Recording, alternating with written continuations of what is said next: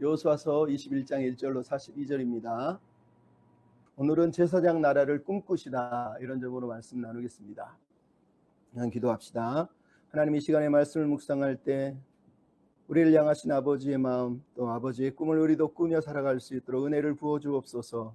다감히 예수님의 이름으로 기도하옵나이다. 아멘. 오늘 본문의 레인의 성읍 분배 이야기를 읽으면서 특별히 저는 한국교회와 또 목회에 대해서 잠깐 생각을 해보았습니다. 제 패친 중에 어떤 목사님이 시를 썼는데 부교역자, 아무도 모를 거다 이렇게 썼어요.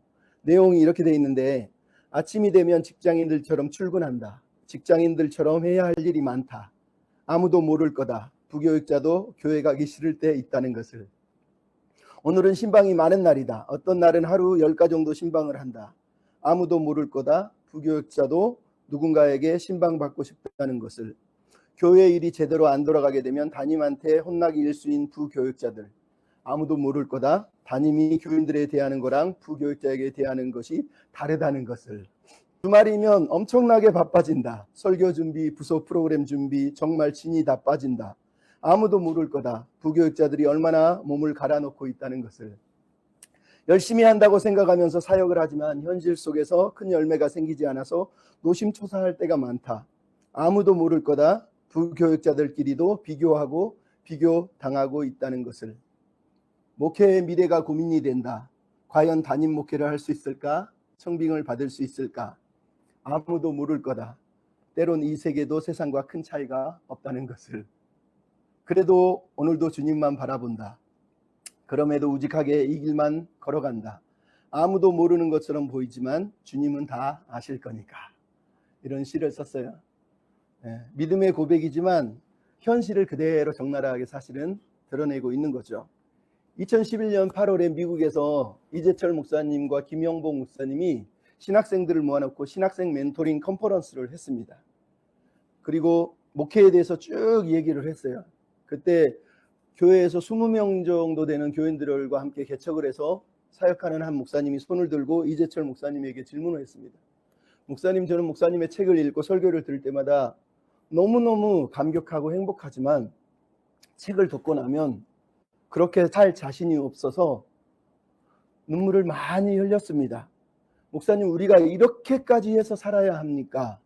십자가가 저렇게 높은데 어떻게 올라갈 수 있겠습니까? 라고 이렇게 질문을 했어요. 그랬더니 이재철 목사님이 그분의 마음을 이해하고 이렇게 얘기를 합니다. 나는 허랑방탕한 알코올 중독자의 도박 중독자였습니다. 말이 하나도 손에 대었었습니다. 윤리적으로나 도덕적으로나 저는 목회자가 될 수 없는 무자격자입니다. 그러나 주님께서 그 보혈로 저를 구원해 주셨을 뿐만 아니라 당신의 종으로 세워주셨습니다. 주님께서 많이 탕감받은 자는 많이 사랑하고 적게 탕감받은 자는 적게 사랑한다고 말씀하시지 않았습니까? 저는 세상에서 가장 많이 탕감받은 사람입니다. 그래서 저는 이렇게 살 수밖에 없고 죽도록 그분께 충성할 수밖에 없었습니다. 나에게 있어서 이 이상의 최선의 길은 없습니다. 그리고 나서 마지막으로 눈물을 쭉 흘리시면서 한마디를 더 했습니다. 우리의 목회의 동기와 출발점이 내가 아니고 하나님 그분이 된다면 이렇게까지라도 해야 하냐고 물을 것이 아니라 이 길 외에 어떤 길을 가겠습니까? 라고 물어야 합니다. 라고 이렇게 말하면서 목사님과 신학생들이 같이 눈물을 펑펑 흘리는 시간이 있었어요. 목회가 얼마나 힘이 드는지를 단적으로 보여주는 겁니다. 같이 있던 김영보 목사님도 이런 얘기합니다. 목회의 성공이 목적이 아니라 목회의 성실함이 중요하다. 목회란 교인들과 함께 버티는 것이다. 이런 말씀을 하더라고요. 그럼 저는 고등학교를 졸업하고 2년 정도의 시간이 흐른 다음에 신학을 해서 하나님이 나를 목사로 부르셨구나. 그래서 그때부터 지금까지 목회자로서의 길을 왔습니다. 젊었을 때는 몰랐어요. 목사가 되면 교회도 있고 성도도 있고 살아갈 수 있는 생계도 유지되고 이렇게 생각을 한 거죠. 근데 현실에서 지금까지 살아오니까 부교육자들에겐 특히 그런 일은 없습니다. 청빙이 되지 않는 날 절대 그렇게 살 수가 없다는 거죠. 여러분, 목회자의 삶이 힘겨운 건 방금 들은 것처럼 아마 먹고 사는 문제가 가장 힘들 거예요. 큰 교회는 걱정이 없습니다. 근데 작은 교회들은 현실의 벽이 너무 높아요. 우리는 여기를 임대료를 내서 매주 조금씩 내지만 보통 월세 아니면 임대료를 내는 그 금액이 엄청납니다. 거기에 생활비, 자녀 교육비, 심지어 사례비를 꿈꾸지도 못하는 목회자들이 너무너무 많습니다. 근데 개척교회 하는 목사나 일하는 목사를 보면 사람들이 우습게 여기고 무시합니다. 좀 교인도 있고 교회도 있으면 아유 목사님 이럽니다. 참 희한하죠? 근데 더 큰 문제는 생계 문제를 떠나서 교회가 갈수록 비대해지고 대형화되고 회사처럼 주식회사처럼 기업이 되어가고 있다는 거예요. 그래서 교회도 세상처럼 큰 교회, 많은 성도, 큰 차, 큰 무슨 프로그램 브랜드, 학벌 이런 것들을 가지고 교회를 판단하고 목회자를 판단합니다. 게다가 우리가 주변에서 큰 식당, 큰 카페가 잘 되지 않습니까? 그런 것처럼 교회도 크게 지어야 잘 된다고 믿기 때문에 일단은 크게 짓고 보는 거예요. 사람들도 큰 데를 가지 작은 교회는 안 가려고 하는 거죠. 참 슬픈 거예요. 말은 우리가 두세 사람이 모인 곳이 교회라고 말하지만 실제로 우리는 그런 곳을 교회라고 여기지 않고 무시하는 사람들이 무척 많다는 거죠. 너무 안타까운 거예요. 여러분, 최근에 박영선 목사님 논란이 심각하게 일고 있어요. 박영선 목사님은 저기 강남의 남포교회에서 사역하는 목사님이세요. 40년 이상을 그 교회를 유지했어요. 그분이 시작할 때는 홍정일 목사님이 사역하던 남서울교회에서 사역을 부교육자로 하다가 거기서 300명 교인을 떼어줘서 남포교회를 창립하고 300명 교인과 함께 개척을 시작한 거예요. 그리고 지금은 대형교회가 됐죠. 근데 이분이 은퇴한 지 6, 7년이 지났는데도 여전히 후임 목사와 함께 주일날 설교를 계속합니다. 근데 후임 목사하고 갈등이 생긴 거예요. 그러니까 이 대목사님이 도저히 안 되겠는 거예요. 그래서 자기 아들이 부목사로 같이 있는데 나는 내 아들과 함께 교회를 개척하겠다. 당신들이 나를 떠나라고 하는 거 보니 우리는 떠나겠다 이런 거예요. 그러면서 교회에 40억 원을 요구했습니다. 근데 나중에 알려진 거지만 실제로는 처음에는 이게 6개월 전부터 일어난 일인데 처음에는 교회 자산이 2천억 정도 되니 400억을 달라라고 얘기했다는 거예요. 근데 400억을 거부하니까 그러면 100억을 달라 이렇게 얘기했다는 거예요. 근데 그것도 거부하니까 나중에는 그러면 최소한 40억을 달라. 왜냐면 우리 집도 지금 아파트가 40억이 넘는데 이거 40억 가지고 우리가 어떻게 사느냐. 거기다가 100평 정도 되는 건물을 강남에서 구입하려면 40억은 있어야 된다. 그러면서 40억을 요구했다는 거예요. 그러면서 하는 말이 나는 이 교회 창립자고 나에게는 그러므로 그만한 지분이 있기 때문에 나에게 40억을 줬으면 좋겠다라고 얘기를 했다는 거예요. 이게 여기저기 뉴스가 매스컴이 타서 일파만파 퍼지면서 난리가 난 거예요. 우리가 그렇게 존경하고 매일 설교를 들었던 그 목사님이 은퇴한 지도 벌써 몇 년이 지났는데 자기 아들 데리고 다른 데서 개척하는데 40억을 달라고 했다는 거예요. 보통 우리 같은 사람들이 40억이 어디 있습니까? 개척하는 사람들 개척하는데 1억 5천만 있어도 개척한다고 말하면서 벌벌벌 떠는데 돈 없어서 40억을 달라는 거예요. 왜 그러겠어요? 그분은 그 강남에서 사역을 했기 때문에 모든 기준이 강남 기준이에요. 아파트도 40억인데 교회 개척하는데 그 정도는 돼야 되지 않느냐는 거예요. 그러니까 그 밑에 더 힘들거나 이런 사람들의 모습, 삶을 전혀 이해하지 못해요. 그냥 그 정도가 필요하다고 말하는 거죠. 너무 슬픈 겁니다. 근데 이게 뉴스로 매스컴 타니까 욕을 계속 먹고 있어요. 교회 안에서도 그분을 사랑했고 존경했던 설교를 듣고 책을 읽었던 사람들이 비판을 하지만 교회 밖에서도 봐라. 그 대단한 목사도 결국은 은퇴하고 결국은 돈 나다라고 하지 않느냐. 자기 지분이라고 하지 않느냐. 이러면서 비판을 하고 있어요. 슬퍼요. 여러분 이런 이야기들이 계속 나오면 나올수록 교회는 신뢰도가 계속 하락을 해요. 지금도 하락을 하고 있어요. 근데 교회들은 특히 큰 교회일수록 자기들끼리 모여서 교회 안에서 개굴 자기들끼리 개구리 노래를 부르면서 우리가 복 받았네, 우리가 행복하네, 하나님 우리를 축복해 줬네, 하나님의 꿈이 여기 있네 이러면서 그렇게 살아간다는 거죠. 너무 슬픈 거 아닙니까? 여러분 양적 성장이 잘못된 건 아니에요. 하지만 양적 성장에만 목을 매며 살아가는 모습은 하나님이 결코 기대하지 않을 거예요.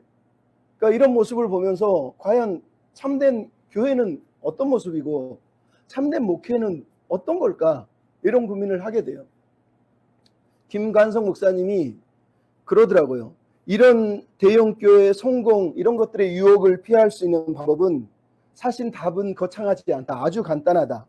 잔인할 정도로 자기에게 정직해야 된다.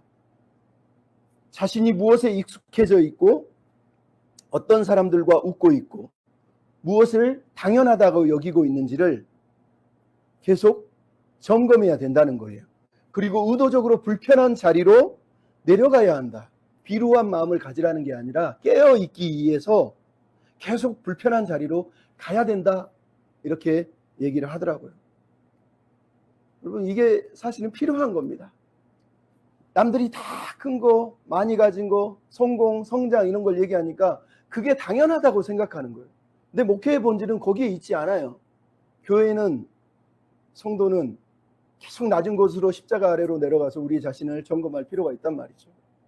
오늘 우리가 읽은 이 본문의 레인의 삶과 그들의 규격화된 성읍과 목초지 이야기를 우리가 살펴보면 아마 이 땅의 교회와 목회에 대한 많은 도전을 이 본문이 던지고 있다고 저는 생각합니다.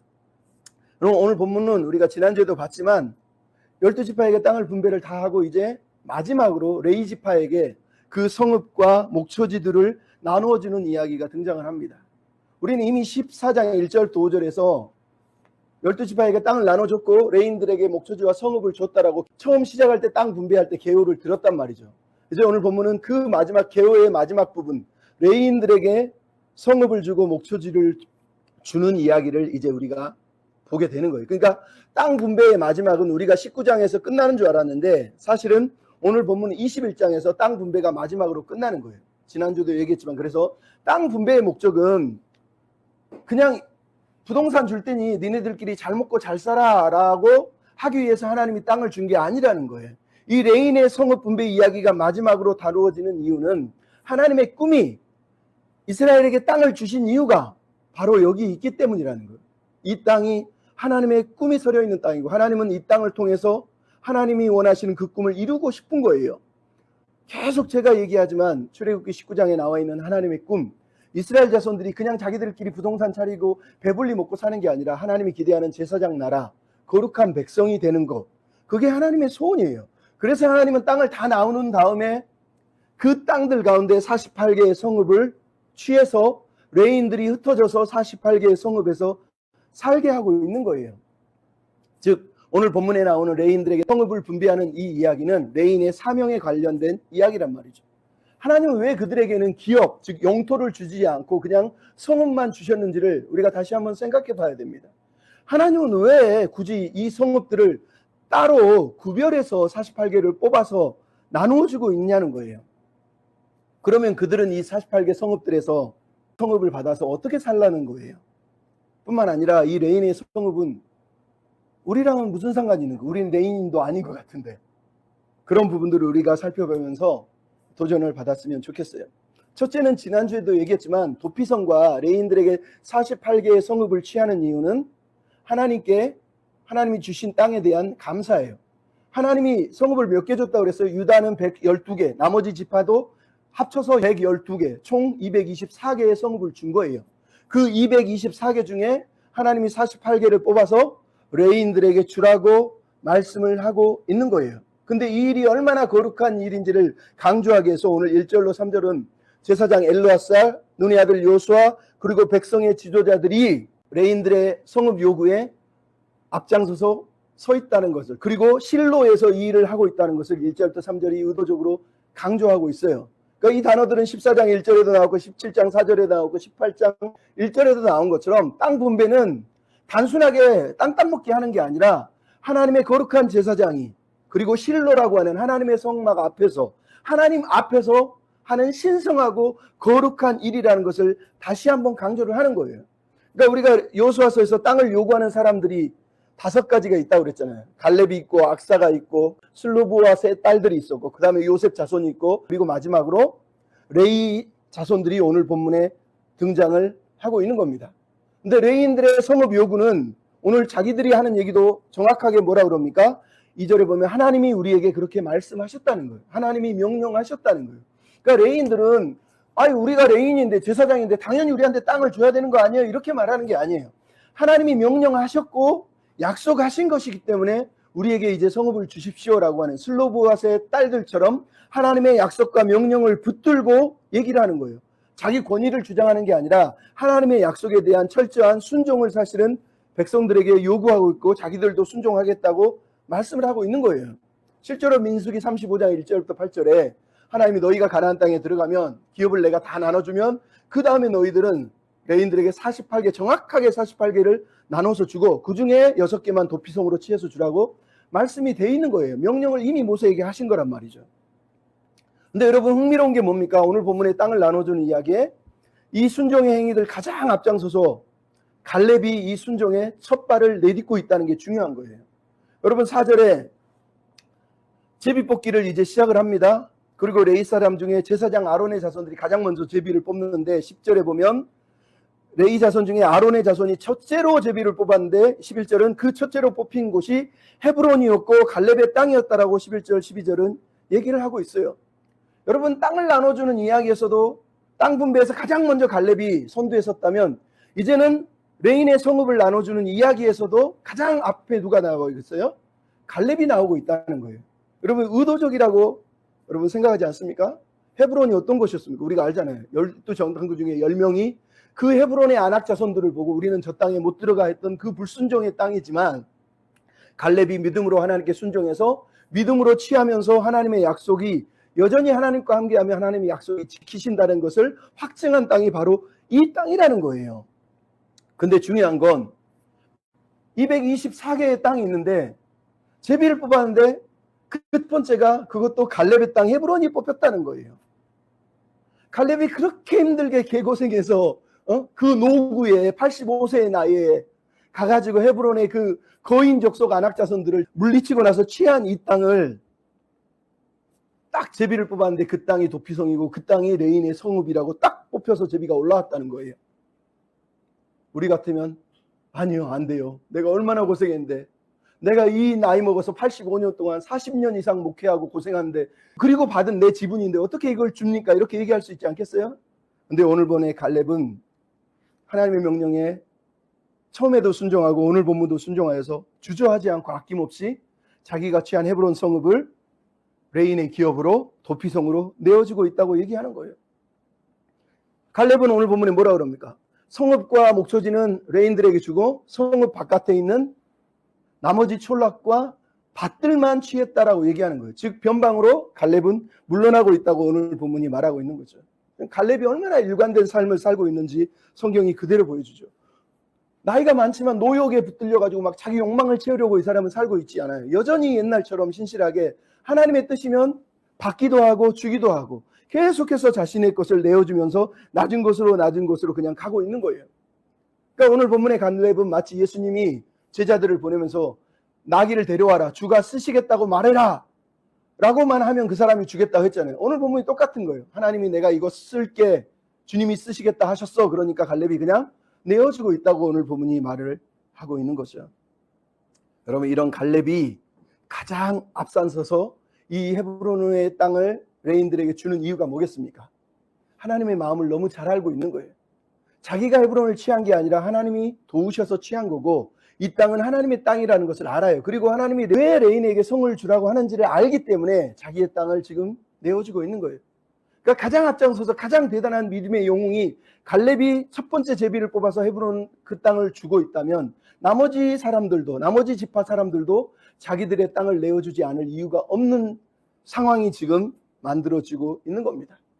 그래서 오늘 본문의 나머지 지파 사람들도 48개의 성읍을 레인들에게 나눠줬다라고 8절부터 42절 이야기가 우리에게 들려주고 있는 겁니다. 뭐 자세한 내용은 성경을 보면 알겠고 중요한 건 하나님의 땅 분배의 목적이 이 레인에게 땅을 나눠주는 것에 있었다는 것을 다시 한번 오늘 본문이 강조를 하고 있다라는 거지.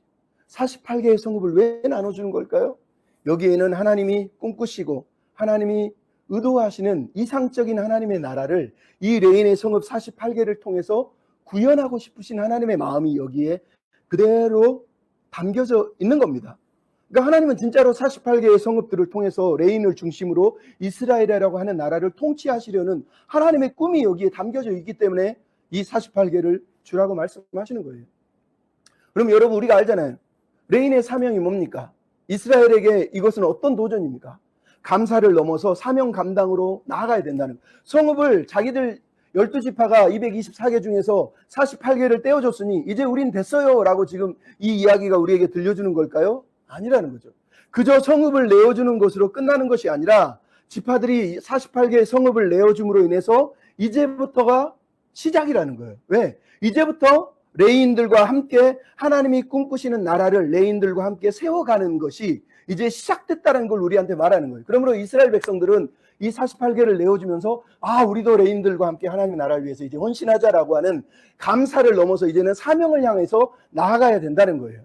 그럼 여러분, 우리가 아는 레인의 사명이 뭡니까? 우리가 이미 여호수아 13장 할 때 레인에 대해서 쭉 들었으니까 굳이 다 설명할 필요는 없고, 간단하게 얘기하면 야곱은 레인들을 그 칼로 도륙한 이 레인을 축복하면서 온 땅에 흩어질 것이라고 얘기했지만, 아론의 황금 송아지 우상 숭배 사건이 출애굽기에 나오지 않습니까? 그 사건 이후로 하나님이 레인을 취해서, 원래는 출애굽할 때 첫 장자는 다 하나님의 것이었는데 하나님이 그 장자들 대신 레인을 장자로 취하셔서 하나님을 위해서 하나님의 성소에서 하나님을 섬기는 자로 택했다라고 성경이 우리한테 들려줬단 말이에요. 물론 여러분, 레인 중에는 오늘 본문에도 나오지만 그룹이 4그룹으로 나뉘어져요. 실제 레인에게 자손은 그앗 자손, 무라리, 게르손 3명이에요. 근데 그앗 자손 중에는 아론의 자손이라고 제사장 지파를 하나님이 특별히 떼어냈어요. 그래서 오늘 본문에도 그앗 자손 중에서 아론 자손에게 13성읍을 주고, 나머지 그앗 자손에게 10성읍을 주고, 그 다음에 게르손 자손에게 13성읍을 주고, 그 다음에 무라리 자손에게 12성읍을 줘서 총 48개의 성읍을 줬다고 얘기해요. 그러니까 아론의 제사장 그룹과 그냥 일반 레인의 그룹이 있었고 그들의 직무는 달랐지만, 그럼에도 성경은, 특히 모세는 아론 자손과 레인을 구분하지 않아요. 그들을 통합해서 그들의 사명은 똑같다라고 얘기해요. 성전에서 임무에서는 차이가 있어요. 왜? 아론은 말 그대로 성전 안에서 예배를 집례하고 축복하고 제사를 드리는 역할을 하면, 그앗 자손 중에 나머지 자손들은 성전 기물, 물건들을 옮기는 작업을 하고, 게르손 자손들은 성소 위에 있는 천막을 비롯한 기둥을 움직이고, 나머지 무라리 자손들은 성막 아래에 있는 땅과 관련되어 있는 기둥과 말뚝과 그런 것들을 운반하는 작업을 맡아요. 그것은 성소에서의 임무예요. 하지만 오늘 본문을 보면 알겠지만 그들이 흩어져서 레인의 성읍으로 흩어졌을 때 그들의 임무는 동일해요. 오늘 본문에 나오는 것처럼 하나님은 이 레인들에게 동일한 사명, 동일한 임무를 맡겼다라는 것을 성경이 우리한테 얘기한단 말이에요. 그 임무가 이미 지난번에 얘기했지만 신명기 10장이나 민수기 8장이나 이런 데 보면 뭐라 그러죠? 여호와 앞에서 서서 하나님을 섬기고 백성들을 대신해서 하나님께 봉사하고 이스라엘의 죄를 대신해서 속죄하는 역할을 하고, 그 대신 기업은 주지 않고 11조와 하제물과 그리고 제사장 직분과 하나님이 너의 기업이다 라고 하나님 말씀하시면서 레인을 구별했다고 성경이 얘기한단 말이죠. 그러니까 레인은 하나님을 기업으로 삼는 모델로서 이스라엘 사람들이 레인을 보면서 우리도 저렇게 살아야 되는데 저들이 우리 대신 살고 있는 거야 라고 레인을 보면서 그들의 신앙을 점검하는 역할을 하도록 하나님이 레인을 세웠다고 말하는 거예요. 근데 더 재밌는 게 뭡니까? 하나님은 세계의 주인임에도 불구하고 굳이 그분의 분깃과 기업을 이스라엘이 나의 기업이다라고 말씀하세요. 신명기 32장 9절을 보면 여호와의 분깃은 자기 백성이고 야곱은 그가 택하신 기업이다 이렇게 얘기합니다. 무슨 얘기예요? 하나님의 기업이, 하나님의 분깃이 뭐라는 거예요? 이스라엘이라는 거예요. 하나님의 백성이라는 거예요. 여러분 흥미롭지 않습니까? 레인의 기업은 하나님인데 하나님의 기업은 하나님의 백성이래요. 근데 하나님의 백성을 대신한 사람은 레인이래요. 똑같은 얘기를 하는 거예요. 이게 반복되잖아요. 무슨 얘기하는 거예요? 결국 하나님은 이스라엘로 인해서 행복하고 이스라엘을 자기 기업으로 여기고 만족하게 하시고, 반대로 이스라엘 백성도 하나님을 보면서 하나님 안에서 행복해하고 만족해하는 삶을 살기를 하나님이 원하신 거예요. 그 대표자가 레인이라는 거예요. 그래서 이스라엘 백성들은 레인을 보면서 우리도 저렇게 하나님을 섬기고 하나님을 사랑하고 하나님과의 아름다운 관계를 지속하며 살아야 돼 라는 것을 계속해서 도전을 주는 존재가 레인이었다라는 것을 성경이 우리한테 들려주는 거예요. 레인은 그냥 말 그대로 얘기하면 이스라엘 땅에서 하나님의 백성의 모델, 전시 우리 알죠? 뭐 물건을 전시하는 것처럼 레인은 전시되어 있는 거예요. 이게 하나님의 백성이야. 이게 하나님 백성답게 사는 모델이야. 이렇게 지금 전시된 존재라고 얘기를 하는 거예요. 근데 이 레인의 사명을 모세가 신명기 33장 8절, 9절, 10절, 11절에 그들의 사명을 더 언급하고 있어요. 33장 8절을 뭐라고 그러냐면 주의 우림과 둠밈으로 주의 경건한 자에게 맡기셨다. 주의 우림과 둠밈을 너희에게 맡기셨다는 거예요. 우림과 둠밈이 뭐예요? 하나님이 백성을 판단할 때, 어떤 판결을 내릴 때 우림과 둠밈은 판결의 돌이라고 그래요. 즉 레인들에게 하나님이 판결의 돌을 주어서 백성들에게 송사가 일어나가는 문제가 있을 때 말씀으로 판결할 수 있도록 사명을 주셨다는 거예요. 두 번째는 신명기 33장 9절에 보면 그의 부모에 대하여 그들이 말하기를 내가 그들을 보지 못하고 형제를 인정하지 않고 자녀를 알지 아니한 것은 주의 말씀을 준행하고 주의 언약을 지킴으로 말미암습니다. 이렇게 얘기해요. 아니 모세의 축복 속에 이상한 내용이 나와요. 레인들이 그런데 나는 부모를 알지 못하고 형제도 인정하지 않고 자녀도 알지 못합니다. 그리고 주의 말씀을 준행하고 언약을 지킵니다. 무슨 얘기인지 여러분 아시겠어요? 레인들은 말씀으로 백성들을 가르치는 거예요. 거기에 부모가 개입되거나 형제가 개입되거나 자녀가 개입되는 일이 없다는 거예요. 즉 사적으로 말씀을 해석하지 않는다는 거예요. 사적인 감정 때문에 자기 이익 때문에 사역하지 않는다는 거예요. 부모와 상관없고 자녀와 상관없고 형제와 상관없이 오직 하나님의 말씀만 준행하는 사람의 사명을 받았다라고 모세가 말을 하고 있는 거예요. 그리고 33장 10절에 가장 중요한 거, 레인은 주의 법도를 야곱에게 주의 율법을 이스라엘에게 가르치고 주 앞에 분향하고 온전한 번제를 주의 제단 위에 드리리로다 라고 얘기합니다. 레인의 가장 핵심적인 사명이 뭐라는 거예요? 주의 말씀, 주의 법도를 백성들에게 가르치고 함께 하나님께 예배할 수 있도록 그들을 하나님의 백성으로 세우는 것이 사명이었다라고 이렇게 말씀을 하고 있는 거예요. 이 사명은 성소에서만 하는 게 아니라 흩어진 성읍에서 레인들이 해야 될 사명이다라고 성경이 우리한테 지금 말을 하고 있는 거예요.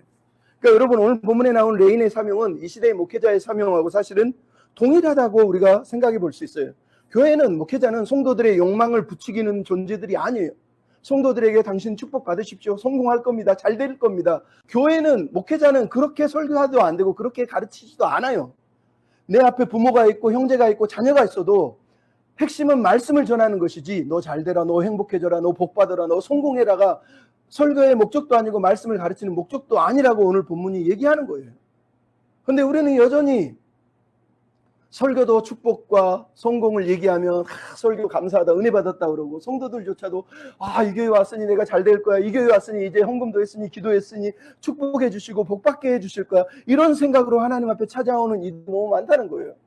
근데 여러분 레인과 목회자들이 하는 일은 하나님의 말씀으로 우리의 죄성과 욕망을 치유하고 하나님이 기대하는 삶을 살도록 이끄는 것이다라고 성경이 우리한테 얘기하는 거예요. 그러니까 레인은 사람들의 귀를 즐겁게 하고 재밌게 하고 웃기게 하고 성공과 축복을 해주는 존재들이 아니라 하나님의 율례와 법도를 경외하고 바르게 가르침으로 인해서 하나님의 백성들이 진짜 하나님의 백성답게 레인처럼 살 수 있는 길을 인도하는 사람들이다라고 성경이 우리한테 말하는 거예요. 그래서 하나님이 이 일을 하라고 48개의 성읍을 줬다고 오늘 본문 8절부터 42절에 그 성읍 48개를 조목조목 들려주고 있는 거예요. 여러분 레인에겐 기업이 없잖아요. 아까도 얘기했잖아요. 하나님이 기업이고 11조가 기업이고 제사장 직분이 기업인 거예요. 그만큼 그들이 어떤 면에서 하나님 앞에서는 가장 큰 은혜를 받은 거예요. 왜? 하나님만 섬길 수 있는 어떤 특권이니까. 근데 그거는 이스라엘 백성들이 사실은 똑같이 따라야 할 모델이었기 때문에 그런 거예요. 그 대신 오늘 본문에 레인에게 48개의 성읍과 목초지가 주어졌다는 거예요. 이게 여러분 의미하는 게 뭘 것 같으세요? 자, 레인에게 48개의 성읍을 줬습니다. 그들이 지금 성읍을 받았을까요? 못 받았을까요? 아직 받지 못했어요. 제비는 뽑았지만 헤브론처럼 이미 차지한 성읍도 있지만 아직 차지하지 못한 성읍들도 무척 많습니다. 즉 레인이 이 제비를 뽑아서 48개를 받았단 말은 이스라엘 백성과 레인들이 함께 칼을 들고 싸워서 그 성읍을 차지해야 될 먼저 1번 숙제가 있어요. 그들은 가만히 앉아서 난 제사장이니까 니네를 땅 차지해서 나한테 줘야지, 이렇게 외치는 특권을 누리는 존재가 아니라 함께 성읍을 차지해야 될 사명이 남아있다는 거예요. 두 번째, 이들은 생계를 위해서 성읍과 목초지에서 일을 해야 했다는 거예요. 여러분, 이것을 잊어버리면 안 돼요. 목회자는 아무 일도 안 한다? 거짓말입니다. 오늘 본문에 나오는 것처럼 목회자는 일을 합니다. 레인들은 일을 합니다. 이 목초지의 기능이 뭘까요? 레인들은 그 성읍 바깥에 1000규빗의 목초지를 받습니다. 거기에서 양을 치고 가축을 치고 기르고 자기들만의 생계를 유지하는 일을 하라고 하나님이 이 목초지를 준 거예요. 단지 레인들이 안 하는 게 뭐예요? 그 당시에 대대적인 농사활동, 즉 경제활동, 비즈니스활동, 자기 부를 채우는 활동을 하지 말게 하시려고 하나님이 이 성읍을 준 거예요. 그러니까 성읍 안에서 목초지를 따로 떼는 이유는 너희들은 너희들을 위해서 생계를 유지하기 위해서 일은 해야 되지만 세상 사람처럼 비즈니스하고 자기 부를 채우기 위해서는 하면 안 된다는 거예요. 그래서 레인의 성읍은 정확하게 규격이 정해져 있어요. 성을 중심으로 인해서 2000규빗, 그 중에 1000규빗은 레인의 목초지가 돼요. 그게 레인들이 이 성읍 바깥의 나머지 1000규빗을 목초지로 삼아서 살아갈 수 있도록 하나님이 규격화됐어요. 이 도시가 규격화되어 있고 영토를 늘려서도 안 되고 부동산을 사서도 안 돼요. 왜냐하면 레인들은 존재 자체가 부동산을 늘리고 부를 채우고 자기 부를 축적하는 존재가 아니라는 것을 하나님이 이 48개 성읍을 통해서 실제로 가르쳐주고 있는 거예요. 이 성읍들은 면적이 그래서 똑같고요. 그리고 규격이 2000규빗 동서남북으로 딱 네모 반듯하게 정해져 있어요. 그래서 이것을 신성한 땅이라고 부르는 거예요. 그들은 자기 생계를 위해서 일을 하지만 절대로 부를 늘리거나 축적하지 않아요. 그래서 레인 중에는 부자가 없어요. 레인은 막 부를 누르기 위해서 복받기 위해서 하나님 앞에서 축복해 주십시오라고 기도하지도 않아요. 왜? 하나님이 욕심부릴 이유가 없게 만들어 놓으신 거예요. 그냥 하나님 말씀만 붙들고 가르치고 섬기라고 그 규격화된 장소를 준 거란 말이죠. 그러니까 레인들은 공동체 이름보다 더 부할 수도 없고 부해서도 안 되고, 따지고 보면 그들이 11조를 낸다고 봤을 때는 가장 평균적인 어떤 위치에 있을 존재들이 바로 레인이라고 성경이 우리한테 얘기하는 거예요.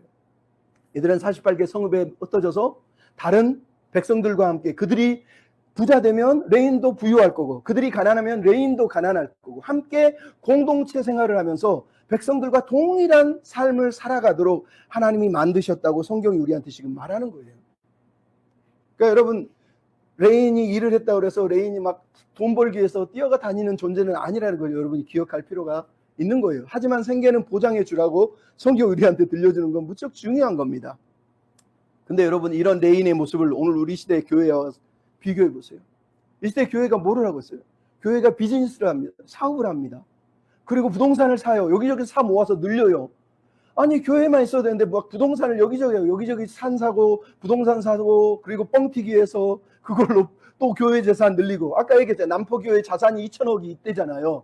근데 그 2천억 중에 지분은 400억은 내 거다. 아니 그러면 100억, 안 되면 40억, 이런 식으로 계속 자기 지분을 거기서 또 찾고 있는 사람들, 부를 축적하는 사람들의 이야기가 들려오고 있잖아요. 말씀을 바르게 가르치는 게 목회자야 되는데 이 땅의 교회는 아니에요. 누가 박사학위를 했고 누가 우리 교회를 부흥시키고 누가 더 사람들을 많이 끌어모을 수 있는 실력을 가졌는지를, 그래서 청빙을 해서 그중에 골라내서 그런 사람들을 뽑아요. 그래서 교회를 크게 할 사람, 키울 사람을 뽑는 거예요. 그래서 교회를 부하게 하고 막 부유하게 늘리는 사람들만 뽑는 거죠. 여러분, 오늘 본문에 나온 레인들과 비교해 보십시오. 이게 정상이겠어요?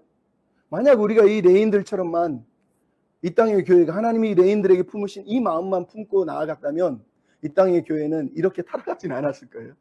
여러분, 성경의 레인들에게 하나님이 주신 이 성읍들은, 레인은 백성들의 영적인 필요를 채우고 백성들은 레인의 육적인 필요를 공급함을 통해서 서로가 함께 끈끈하게 엮여 있기를 원하는 거예요.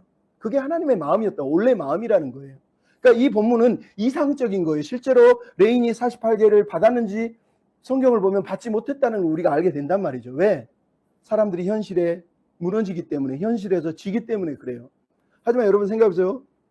이스라엘 백성이 출애굽할 때 두 번째 인구 조사를 했을 때 총 인구가 20세 이상만 계수했을 때 60만 1,730명이에요. 그 중에 레인은 따로 뺐는데, 레인을 따로 빼서 두 번째 인구 조사를 했는데 가나안 땅에 들어오기 전에 인구 조사를 했던 레인의 숫자가 2만 3천 명입니다. 그러면 뒤에 숫자 다 띄고 60만 대 20만을 딱 계산해 보면 레인 1인당 30명의 백성들을 관리하고 가르치는 어느 정도의 균형을 사실은 보게 돼요. 그러니까 이 말은 실제로 30명이었다는 뜻이 아니라 그만큼 한 사람들이 이 백성들을 감당해야 될 그런 사명과 어떤 모습들이 있다는 걸 우리한테 사실은 생각해보게 하는 거죠. 다시 얘기하지만 레이는 그래서 생계를 위해서 노동도 했었고, 그리고 전쟁에 참여해서 함께 성읍을 차지하게 일도 했었고, 그리고 마지막으로 백성들을 말씀으로 섬기는 일까지 해야 됐다고 성경이 우리한테 들려주는 겁니다. 실제로 이 일이 진행은 못했지만 그러면서 구약 성경 역사를 보면 가끔씩 이런 일들이 벌어지죠. 그게 뭐예요? 첫 번째는 유다 임금 요사밧 왕이 임금이 되었을 때 뭐를 하죠? 온 나라 성읍마다 레인들을 세워서 그들로 백성들을 재판하고 말씀을 가르치게 했다고 얘기해요. 나중에 히스기야가 또 종교개혁을 할 때는 제사장과 레인의 반열을 다시 회복시켜서 그들로 하나님의 말씀 율법을 가르칠 수 있도록 제사장들과 레인들의 몫에 음식을 주라고 백성들에게 다시 한번 11조를 바치라고 명령을 내리는 거예요. 왜냐하면 사람들이 안 바치니까 그런 일이 벌어진 거거든요. 그러니까 같이 먹고 살고 같이 말씀 안에 살아갈 수 있도록 회복을 시키는 이야기가 등장을 해요. 나중에 요시야라고 하는 16대 왕의 이야기를 보면 요시야 임금이 하나님의 은혜를 받고 율법책을 발견한 다음에 뭐를 하냐면 여호와 앞에 구별되어 온 이스라엘을 가르치는 레위 사람들에게 이르되 너희는 마땅히 여호와 하나님을 그의 백성은 이스라엘을 섬겨야 한 것이다 하고 그들을 구별하는 이야기가 나옵니다. 마지막으로 우리가 잘 아는 느헤미야서에 보면 뭐가 나오죠? 느헤미야의 성벽 건축이 마치고 느헤미야 8장이 딱 되니까 학사 에스라가 성경을 펴서 읽으니까 사람들이 아멘 아멘 합니다. 그리고 학사 에스라가 설교를 하면 그 다음에 뭐를 해요? 레위 사람들 곳곳마다 흩어져서 레위 사람들이 그들을 모아가지고 그룹 지어서 그들에게 하나님 말씀을 가르치는 일이 성경에 그대로 묘사되고 있단 말이죠. 그러니까 이런 실제적인 이야기들은 하나님이 실제로 꿈꾸셨던 모습을 우리한테 들려주는 거예요. 정말로 레인들이 살아있다면 그들은 그렇게 하나님의 백성들을 케어하고 말씀으로 가르치는 일을 하고 백성들은 그들에게 필요한 음식과 목을 주는 일이 일어났어야 된다는 거예요. 이게 하나님의 마음이라는 거예요. 근데 여러분 이런 본문을 읽으면서 우리는 만인 제사장 아닙니까? 뭐 레인이 꼭 목사고 뭐 이럴 필요가 있나요? 이렇게 생각하는 사람들도 있어요. 근데 여러분 만인 제사장절은 그런 의미가 아니에요. 루터가 만인 제사장설을 시작했던 이유는 카톨릭 신부들처럼 성직을 계급화했고 그리고 성도들이 고해 성사를 신부한테서 신부가 하나님과 성도 사이의 중재자 역할을 한 거예요. 그래서 루터가 하나님과 우리 사이에는 중재자가 없다. 예수 그리스도 외에는. 우리 모두는 이제 하나님께 직접 나아갈 수 있는 제사장이다. 그리고 우리는 삶으로도 하나님 앞에서 예배할 수 있는 그런 예배자의 모습을 가진 제사장이다. 그래서 만인 제사장설을 얘기한 거예요. 하지만 루터나 캄비디냐 심지어 성경조차도 하나님의 백성에게는 사역자, 목회자, 말씀을 가르치는 사람이 필요하다고 계속해서 얘기한 거예요. 그것을 루터도 칼빈도 종교개혁자들이 다 얘기했단 말이에요. 그만큼 목회자, 말씀을 가르치는 사람은 중요한 거예요. 그 신뢰가 어디 있습니까? 사도 바울이에요. 사도 바울이 고린도전서 9장에 보면 이런 얘기합니다. 신명기 25장 4절을 들어서 뭐라 그러죠? 하나님이 율법에 곡식 떠는 소의 입에 망을 씌우지 말라 했는데 이게 소를 위함이냐? 아니다. 우리를 위한 거다. 과연 우리를 위하여 기록된 것이니 우리가 너희에게 신령한 것을 뿌렸으니 너희가 육적인 것을 거두기로 과하다 하겠느냐? 성전 일을 하는 이들이 성전에서 나는 것을 먹으며 제단에서 섬기는 이들은 제단과 함께 나누는 것을 너희가 알지 못하느냐? 이렇게 얘기합니다. 무슨 얘기하는지 알겠어요? 사도 바울은 정확하게 이 레인에 대해서 얘기를 하는 거예요. 레위 사람들이 성전에서 나는 것을 먹은 것처럼 이 땅의 사역자들도 사도 바울 자신도 모든 사역자도 성전에서 나는 것, 복음을 전하고 나서 복음으로 함께 사는 그것을 당연한 권리다라고 얘기해요. 하지만 사도 바울이 바로 뭐라고 그래요? 그러나 내가 이 권리를 취하지 않은 것은 복음의 장애가 되지 않게 하려 합니다. 이렇게 얘기합니다. 그럼 이 말을 오해하면 안 돼요. 사도는 자기 권리를 자기가 권위처럼 당연한 것처럼 여길까봐 그것이 복음의 방해가 될까봐 아까 얘기한 것처럼 내가 이 교회 지분이 있는데 40억 내놔. 이거는 완전 권리란 말이에요. 그러면 사람들이 실망하잖아요. 사도는 그것을 원치 않아서 자기는 그 권리를 쓰지 않았다는 거예요. 그리고 텐트 메이커가 돼서 이중직 사역을 하면서 낮에는 일하고 나중에 시간 나면 전도를 하고 이렇게 사역을 한 겁니다. 하지만 사도 바울이 모든 사역자가 자기처럼 살아야 된다고 말한 게 아니에요. 사도 바울의 의도는 모든 사역자는 당연히 성전에서 나는 것을 먹는 것처럼 복음을 전하면서 그것으로 먹고 사는 게 가장 정상적이라는, 그게 이상적이라고 성경이 우리한테 들려주고 있는 거예요. 일하는 사람의 수고를 교회가 항의하는 것은 너무 당연하다는 거예요. 그것은 교회가 할 일이지 내가 당연하다고 요구하는 내용은 사실 또 아니라고 얘기하는 거죠. 그러니까 여러분 이것을 이해하면서 성경을 읽으라는 거예요. 여러분 아까 처음에 얘기했지만 이재철 목사님이라고 하는 분이 컨퍼런스에서 이런 얘기를 해요. 목회자는 경제적인 자립이 되어야 됩니다. 이게 무슨 말이냐 설명을 해줍니다. 목회적인 자립을 하라는 건 자기가 필요한 만큼의 돈을 스스로 벌 수 있는 능력을 가지라는 뜻이 아니라 자기에게 주어진 경제적 상황에 맞추어 자기를 맞출 수 있는 능력을 가지라는 얘기입니다. 그 상황에 나를 맞추고 물질을 초월할 수 있는 것, 그것이 나는 주 안에 모든 것을 할 수 있느니라라는 것의 의미입니다라고 이렇게 얘기를 합니다. 그러면서 한마디 더 합니다. 자기가 100주년 기념교회 있을 때 415만 원 봉급을 받았는데 세금 떼고 그중에 370만 원 정도를 받았답니다. 그리고 아내는 홍성사에서 일을 하면서 사모님이 약 300만 원의 월급을 받았대요. 그래서 두 분이 11조를 냈대요. 근데 이재철 목사님은 자기는 판공비를 한 번도 받은 적이 없다요. 교회의 가장 큰 문제가 판공비잖아요. 근데 아예 판공비를 받지 않았다는 거예요.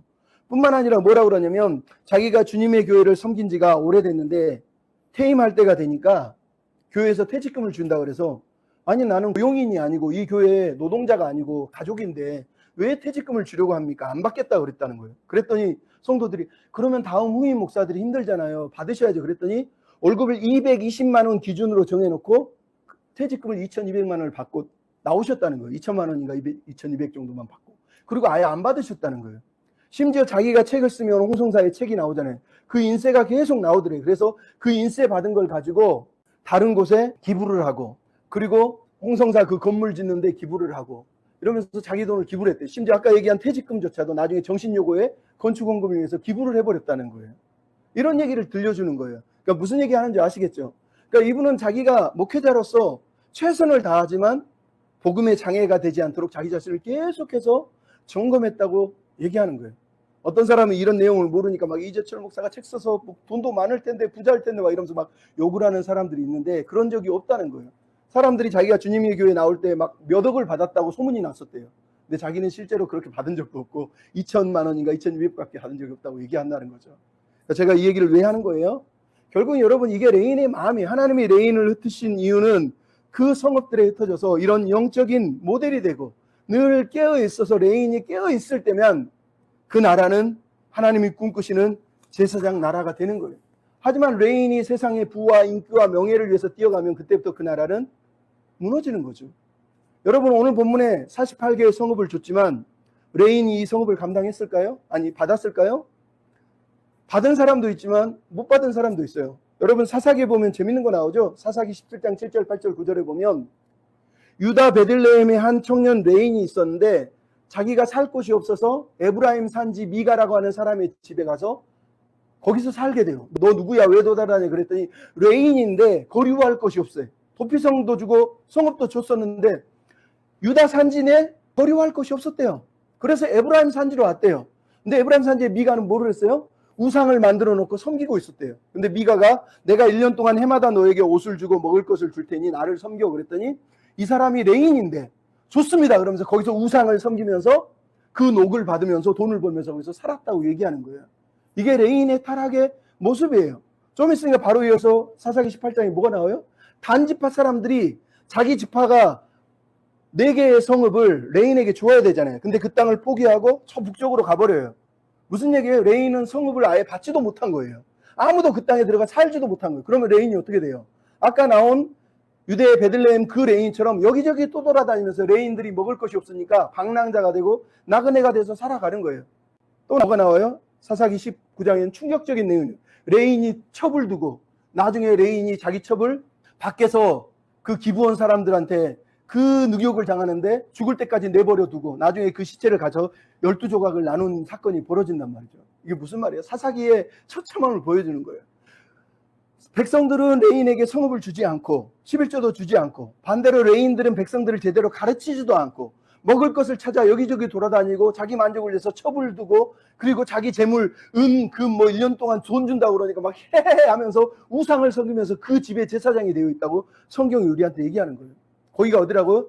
가장 막강한 인구도 많고 힘이 셌던 유다 지파, 에브라임 지파, 단 지파, 이런 지파들에서 그 일이 일어났으면 다른 지파들은 어쩌겠냐는 거예요. 이게 바로 성경이 우리한테 말하는 거예요. 너무 슬픈 거예요. 하나님이 이상적으로 꿈꾸셨던 그 모습만 가졌어도 이스라엘은 정말로 하나님을 기대하는 나라가 됐을 거예요. 그렇게 되지 못했어요. 나중에 여러분 무슨 일이 벌어져요? 이사야에 보면 하나님 뭐라 그러죠? 너희들 나한테 헛된 재물을 가져오지 마라. 너희들 마당만 밟을 뿐이야. 나는 너희들 재물 필요하지 않아. 가져가, 이렇게 얘기합니다. 예레미야서에는 뭐라 그럽니까? 제사장들은 하나님이 어디 계시냐고 말하지 않고, 율법을 다루는 자들은 나를 알지 못하고, 선지자들은 바알의 이름으로 예언하고 무익한 것을 따랐다고 얘기합니다. 레인들이, 제사장들이 타락했다고 얘기하는 거예요. 심지어 마지막 성경의 마지막 주자인 말라기 선지자는 보면 뭐라고 하죠? 하나님이 내 이름을 멸시하는 제사장들아, 나는 성전문을 닫을 자가 있었으면 좋겠어. 제발 성전을 좀 닫아줘. 너희들이 나한테 남의 거 도둑질한 거, 훔친 거, 저는 거, 병든 거 가져와서 제물 바치는데 나 성전문을 좀 닫았으면 좋겠어. 이렇게 얘기합니다. 왜 그랬다고요? 말라기 3장 14절을 보면 이렇게 얘기합니다. 레인들이, 제사장들이 하나님을 섬기는 것이 헛되다고 말하고, 우리끼리 말하기를 교만한 자가 복되고 악을 행하면 번성하고 하나님을 시험하는 자는 화를 면한다 라고 가르친다는 거예요. 무슨 얘기하는지 알겠어요? 레인들이, 제사장들이 설교하는 거예요. 하나님 섬기는 거 필요 없습니다. 중요한 건 교만이 뭐예요? 성공하고 막 자기 드러내면 그게 복받은 겁니다. 악을 행하면 번성할 수 있습니다. 즉 불의를 행해서라도 자기 부를 채워도 된다는 거예요. 그리고 마지막으로 하나님을 시험하라는 거예요. 하나님이 그렇게 해도 저주하는지 한번 보라는 거예요. 저주 안 하지 않느냐? 우리가 병든 거, 훔친 거 드려도 하나님 우리 가만 놔두지 않느냐? 괜찮다. 행복하게 살아라. 이랬다는 거예요. 여러분, 이게 성경이 우리한테 주는 경고예요. 그래서 여러분이 잘 아는 말씀이 말라기 2장 3절에 나오잖아요. 뭐라고 그러죠? 너희 절기의 희생의 똥을 너희 얼굴에 내가 바르고 싶다는 거예요. 제사장과 레위의 얼굴에 똥을 바르고 싶다고 하나님이 말씀하신단 말이죠. 그럼 이게 하나님이 아파하시는 이유예요. 왜 아파하신다고 써 있어요? 말라기 2장 4절부터 8절 9절에 정확하게 이렇게 나와 있어요. 내가 레위와 세운 언약을 너희가 깨뜨렸다는 거예요. 내가 레위와 세운 언약은 그가 나를 경외하고 내 이름을 두려워하고 그 입에 진리의 법이 있어서 그 입술에 불의함이 없고 죄악에서 떠나 율법을 구하고 입술로 지식을 지키고 여호와의 사자가 되어야 하거늘 너희들이 레위의 그 언약을 깨뜨렸다고 얘기하는 거예요. 여러분, 이게 레인만 그런 거예요? 레인과 백성들의 얘기하는 거예요. 레인을 세우는 이유는 백성들이 레인을 돌보고 레인이 백성을 돌보는 순환 구조를 만든 거예요. 근데 백성들은 레인에게 헛된 것을 드리고 11조를 내지 않으므로 레인들이 무너지고 말라기에 나오는 거예요. 거꾸로 레인들은 그러므로 자기들끼리 부를 채워야 되니까 하나님 말씀을 던져버리고 복받아라, 잘되라, 그러면 자기가 부해지니까 성도들한테 막 부의 복음을 전하고 있는 거예요. 이게 말라기의 현실이라는 거예요. 여러분, 이것을 여러분이 기억해야 돼요. 얼마나 슬픕니까? 근데 하나님의 꿈은 뭐예요? 아까도 얘기했죠. 48개의 성읍이 민수기 35장에 보면 정확하게 성읍을 중심으로 밖으로 2000규빗씩 정사각형으로 되어 있어요. 근데 이게 여러분 포로기 이후에 에스겔서에 보면 에스겔서에서 똑같이 나요. 마지막 날에 하나님이 성읍 회복하시면 그 성읍의 맨 가운데 성전이 있고 성전 주변으로 500규빗은 성소, 그 다음에 거기서부터 1만 규빗은 레인의 성읍, 그리고 거기로부터 15,000규빗은 레인의 뜰이 되게 하나님이 만드셔서 마지막 날에 하나님이 레인들을 회복시킬 것이다 라고 이렇게 얘기를 해요. 이게 하나님의 마음이라는 거예요. 그리고 거기에 12문을 세워서 이스라엘 12지파의 문이 세워서 그들이 하나님께로 들어오게 할 것이다 얘기해요. 그리고 에스겔서 48장 35절 마지막 본문의 결론이 뭐예요? 그 사방의 합계는 18,000척이라 그날 후로는 그 성읍의 이름을 여호와 삼마라 하리라. 여러분, 이게 무슨 말인지 아시겠어요? 하나님의 꿈이 이거라는 거예요. 하나님의 꿈은 그 성읍들에서 레인들과 백성들이 여호와 삼마, 하나님이 우리와 함께 계십니다라는 고백을 하면서 함께 하나님의 말씀 안에서 하나 된 아름다운 공동체를 세우기를 원했다고 성경이 말하는 거예요. 여러분, 그것을 요한계시록은 정확하게 똑같이 얘기하잖아요. 마지막 날에 새하늘과 새 땅이 내려오고 여호와 하나님이 함께 계시니, 요한계시록 21장 16절이 뭐라고 그래요? 16절에 그 성은 네모가 반듯해서 길이와 너비가 같으니 측량하니 12,000 스타디온이요 길이와 너비와 높이가 다 같더라. 그리고 거기에 12 진주문이 있어서 거기로 만방의 백성이 들어오더라. 그 성 안에는 성전이 없으니 하나님이 성전이 되시고 어린 양이 성전이 되셨기 때문이라, 이렇게 얘기를 하는 거예요.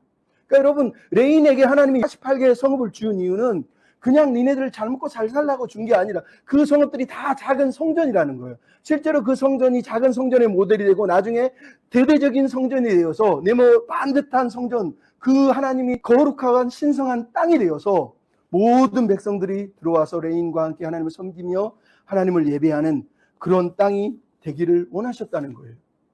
그래서 여러분, 말라기서에도 마지막 절에 회복의 내용이네요. 마지막 날이 되면 내가 레위 자손을 깨끗하게 할 것이다 라고 말라기 3장 3절에 얘기해요. 에레미야 33장 22절도 내가 마지막 날에 레인을 번성하게 할 것이다 얘기해요. 이사야 66장 22절도 내가 새하늘과 새 땅을 세울 때 레위 자손들을 뽑아서 그들을 내 이름과 함께 항상 있게 할 것이다 이렇게 얘기하는 거예요. 그럼 이유가 뭐라는 거예요? 이게 원래 하나님이 꿈꾸시는 제사장 나라라는 거예요. 하나님은 그런 나라를 꿈꾸신 거예요. 그 꿈이 지금 어디에 왔어요? 우리에게 왔잖아요. 베드로전서 2장 9절 우리가 잘 아는 말씀. 너희는 왕같은 제사장이요 거룩한 나라요 하나님의 소유된 백성이 하나님의 덕을 선전해야 된다라고 이렇게 말씀하지 않습니까?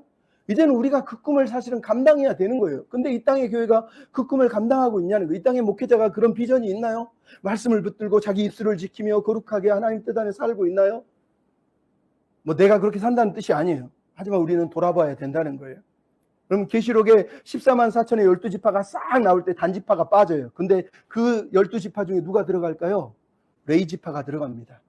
무슨 얘기예요? 마지막 날에는 모든 지파가 레위 지파와 동일한 모습으로 하나님 앞에서 하나님을 예배하는 모습을 성경이 우리한테 들려주고 있는 겁니다. 그게 하나님이 꿈꾸시는 나라라는 거예요. 여러분, 결론적으로 얘기하고 마치겠습니다. 모세는 이스라엘을 축복하고 땅을 분배하면서 하나님의 꿈을 들려줬어요. 그 꿈의 중심에 레인들이 있었어요. 레인을 축복하기 전에 신명기 33장 3절, 4절, 5절의 내용이 뭘까요? 여호와께서 백성을 사랑하시니 모든 성소가 그 수중에 있으며 주의 발 아래 앉아서 주의 말씀을 받는도다. 모세가 우리에게 율법을 명령했으니 곧 야곱의 총회에 기업이로다. 요수련의 왕이 있었으니 백성의 수령이 모이고 이스라엘 모든 지파가 함께 한때로다 라고 얘기합니다. 여러분, 이게 하나님의 꿈이에요. 모든 백성이 하나님께 나와 주의 발 아래 앉아서 레인과 함께 하나님을 예배하고 하나님의 말씀을 듣고 하나님께 영광 돌리는 것. 그게 레인에게 주신 하나님의 사명이고 이 땅의 교회 목회자들에게 주신 사명이고 더불어 왕같은 제사장 된 우리에게 주신 하나님의 사명이라는 거예요. 여러분, 이 하나님의 마음을 이해하시고 우리도 그런 믿음으로 살아가는 거룩한 제사장 나라의 백성이 되었으면 좋겠습니다. 아멘. 저주받은 레인을, 그 지팡이 같은 레인을 하나님이 거룩한 존재로 삼으신 것처럼 우리도 그렇게 하나님이 삼으시는 거예요. 우리도 그렇게 거룩한 백성으로 살기를 소원하는 마음으로 찬양 부르고 하십시다. 내 손에 들려있는 지팡이 사용하셔서 주님만이 주 되심을 나타내소서. 맡겨주신 사명을 감당할 힘을 주시고 주 이름만 높이게 하소서. 다시 한번 내 손에 들려있는 지팡이 사용하셔서 주님만이 주 되심을 나타내소서. 맡겨주신 사명을 감당할 힘을 주시고 주 이름만 높이게 하소서. 완악한 세상에서 믿음을 지키는 자로 선하신 주를 지하여 살게 하소서. 거룩한 백성이요 구별된 주의 자녀로 주 이름만 높이게 하소서. 나의 하나님 되는 여호와 유일하신 이름 그 위대하신 찬양에 세상 속에서 구별된 자로 주가 주 되심을 다 선포하리라. 나의 하나님